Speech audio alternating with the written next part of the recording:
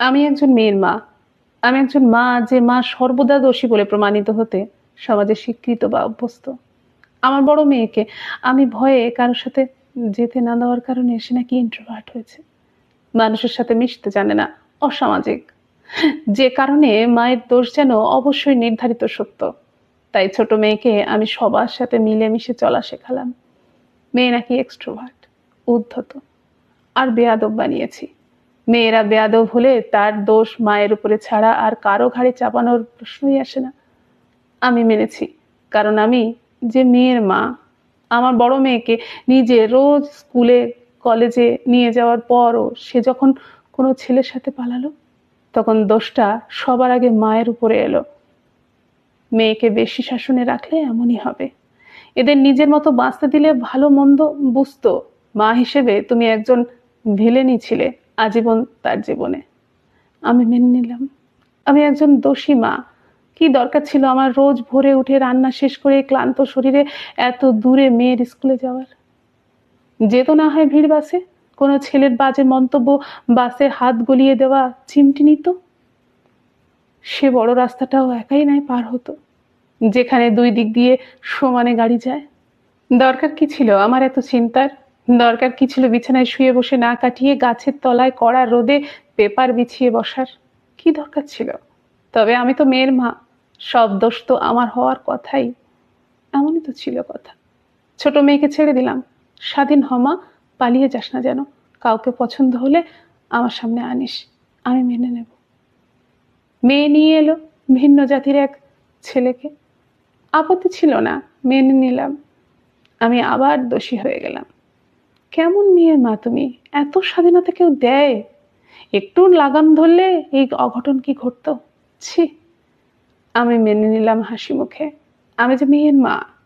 মেয়ের অসুখ হলে শ্বশুর বাড়ি থেকে আমার কাছে পাঠিয়ে দেওয়া হতো। মেয়েদের ফায় ফরমাস খাটতে নাকি আমার অসুবিধার কোনো জায়গা ছিল না।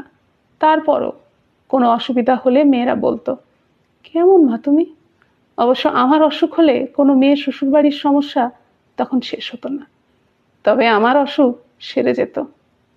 মেয়ের শাশুড়ি তাদের দু চার কথা শোনালে সেটা নাকি সংসারের অংশ। আমি শাসন করলে হতো, আমাদের সংসার, আমাদের বুঝে নিতে দাও। বাইরের মানুষের এত কথা বলার দরকার কি? মেয়েদেরও চোখে মুখে একই উচ্চারণ, শুধু শব্দ শোনা যেত না। আমাকে যখন তাদের শাশুড়িরা কষ্ট দিয়ে কথা বলতো, বলার আগে ভাবতো না। মেয়ে বলতো, উনি তো এমনই, তুমি তো জানো। নাতিদের তীব্র দুষ্টুমি আমায় সইতে হবে, এটাই নিয়ম। যদি তার সীমা পার করে দাও তাও। যদি সামান্য বিরক্তি আসে, মেয়েরা ধরে নেয় আমি আসলে সফল মা না তাদের। নাতিদের ঠাম্মিরা সারাদিন চেঁচিয়ে তাদের বকা দেওয়ার অধিকার রাখে, বিরক্ত হওয়ার ক্ষমতা রাখে। তবে আমার উচ্চস্বরে অধিকার নেই এই যত্নের পরও। ওই, আমি যে মেয়ের মা, মেয়ের জামাইদের ছেলেদের মতো করে যত্ন করা আমার দায়িত্ব। জামাই আদরের ত্রুটি মানতে নারাজ খোদ আমার মেয়েরাই। তবে জামাইদের থেকে সামান্য কোনো কর্তব্যের আশা রাখা নাকি আমার লোভী মনের বোকামি। আমার তা মনে রাখা উচিত। আমি যে মেয়ের মা, তবে ছেলের মায়ের কোনো কর্তব্য করতে ত্রুটিহীন আমার মেয়েরা নিজে। তারা আমায় বোঝায়, তোমার কোনো আশা রাখার অধিকার রাখা উচিত না। আমরা তো এখন পর, তবে তোমার উচিত তোমার দায়িত্ব আজীবন পালন করার।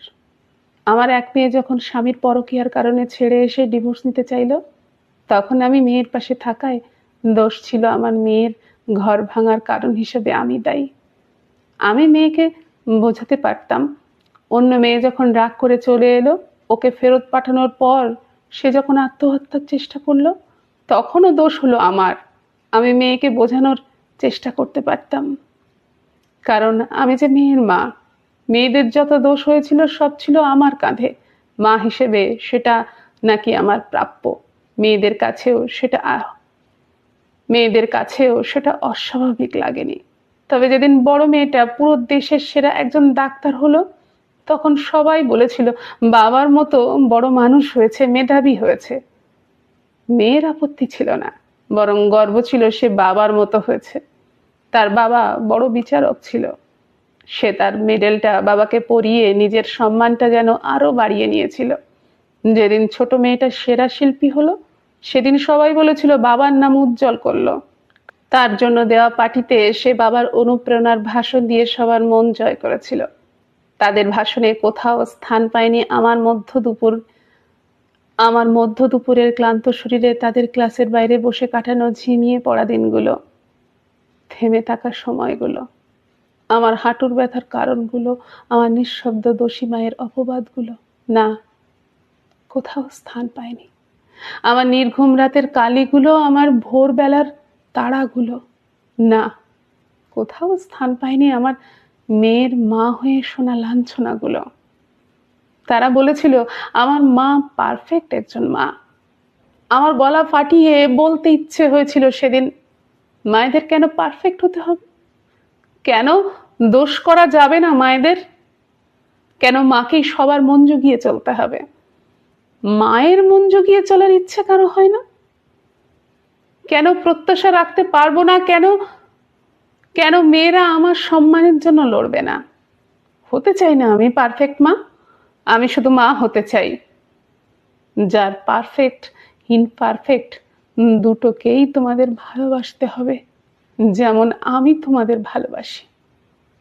না, আমি বলতে পারিনি আজও সেই পারফেক্ট মেয়ের মায়ের অভিশাপ ঘোচাতে। তাই তো জ্বরের ভীষণ তীব্রতা উপেক্ষা করে আজও আমি চুলার পাশে দাঁড়িয়ে আছি। মেয়ের শ্বশুরবাড়ির লোকজন এসেছে, আর আলতো হেসে শুনছি, কি করবেন, মেয়ের মা হলে দায়িত্ব তো করতেই হবে। আমার শুষ্ক ঠোঁট ছড়িয়ে হাসতে চাইলাম। আমি একজন মেয়ের মা যে। নমস্কার, সকলে ভালো থাকুন, সুস্থ থাকুন।